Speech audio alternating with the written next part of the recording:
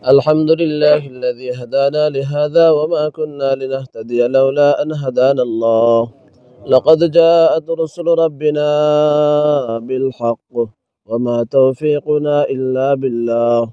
عليه توكلنا وإليه نبنا وإليك المصير يا الله.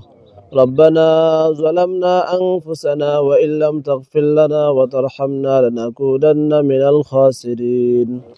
1983 চনৰ আজিৰ দিনটোত নেলিত এক গণহত্যা হৈছিলে, যেটো ভাৰতৰ ইতিহাসত মানে অত্যন্ত কলা দিন বুলি ক'ব লাগিব। সেই হত্যা কণ কণ ল'ৰা ছোৱালীবোৰক টানি দুফাল কৰি ছিঙি হত্যা কৰা হৈছিলে। মহিলাসকল, গৰ্ভৱতী মহিলাসকলক ঘূৰিয়াই ঘূৰিয়াই হত্যা কৰা হৈছিলে।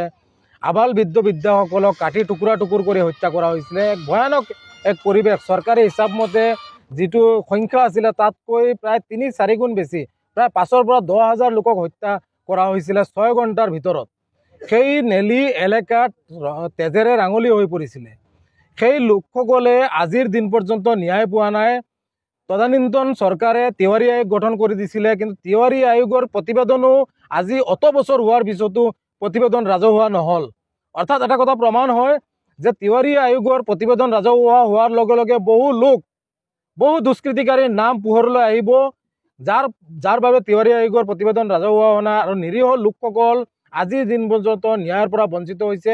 গতিকে আমি আমচুৰ উদ্যোগত প্ৰতি বছৰে 18 ফেব্ৰুৱাৰীৰ দিনটো কলা দিৱস হিচাপে পালন কৰোঁ আৰু দোৱা মেহফিলৰ আয়োজন কৰোঁ। সেই একেধৰণে আজিও আমচুৰ উদ্যোগত অসমৰ প্ৰতিখন জিলা সমিতিৰ লগতে আমি হোজাই জিলা আমচুৱে চাংমাজিত দোৱা মেহফিল আৰু প্ৰতিবাদী সভাৰ আয়োজন কৰিছোঁ। আমি স্পষ্টভাৱে দাবী কৰিছোঁ যে সেই দুষ্কৃতিকাৰীসকলৰ নাম ৰাজহুৱা হ'ব লাগে, অন্যায়ৰ বলি হোৱা লোকসকলে ন্যায় পাব লাগে, এককালীন আৰ্থিক সাহায্যৰ ব্যৱস্থা কৰিব লাগে আৰু এই লোকসকলক, এই হত্যাৰ বলি হোৱা লোকসকলক শ্বহীদ ঘোষণা কৰিব লাগে আৰু হত্যাকাৰীসকলক চিনাক্ত কৰিব লাগে, শাস্তিমূলক ব্যৱস্থা কৰিব লাগে।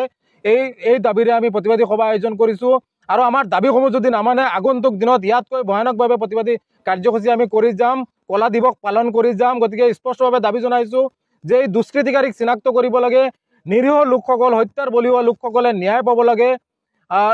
তাৰে কামনা কৰি আজি আমি এই প্ৰতিবাদী সভা আৰু কলা দিৱস পালন কৰিছোঁ। আলহামদুলিল্লাহ الذي هدانا لهذا وما كنا لنهتدي لولا أن هدانا الله. لقد جاءت رسل ربنا بالحق وما توفيقنا إلا بالله. عليه توكلنا وإليه نبنا وإليك المصير يا الله. ربنا ظلمنا أنفسنا وإن لم تغفر لنا وترحمنا لنكونن من الخاسرين.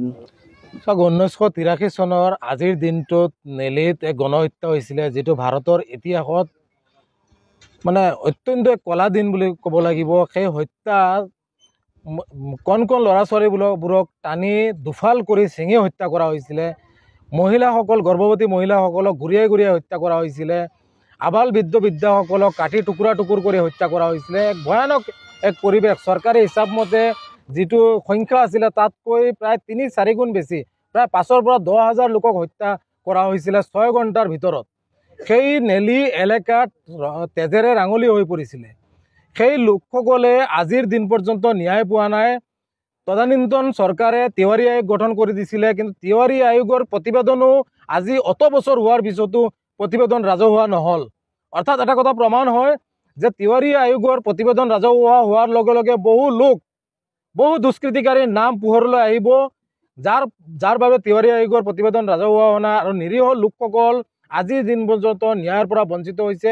গতিকে আমি আমচুৰ উদ্যোগত প্ৰতি বছৰে 18 ফেব্ৰুৱাৰীৰ দিনটো কলা দিৱস হিচাপে পালন কৰোঁ আৰু দোৱা মেহফিলৰ আয়োজন কৰোঁ। সেই একেধৰণে আজিও আমচুৰ উদ্যোগত অসমৰ প্ৰতিখন জিলা সমিতিৰ লগতে আমি হোজাই জিলা আমচুৱে চাংমাজিত দোৱা মেহফিল আৰু প্ৰতিবাদী সভাৰ আয়োজন কৰিছোঁ। আমি স্পষ্টভাৱে দাবী কৰিছোঁ যে সেই দুষ্কৃতিকাৰীসকলৰ নাম ৰাজহুৱা হ'ব লাগে, অন্যায়ৰ বলি হোৱা লোকসকলে ন্যায় পাব লাগে, এককালীন আৰ্থিক সাহায্যৰ ব্যৱস্থা কৰিব লাগে আৰু এই লোকসকলক, এই হত্যাৰ বলি হোৱা লোকসকলক শ্বহীদ ঘোষণা কৰিব লাগে আৰু হত্যাকাৰীসকলক চিনাক্ত কৰিব লাগে, শাস্তিমূলক ব্যৱস্থা কৰিব লাগে।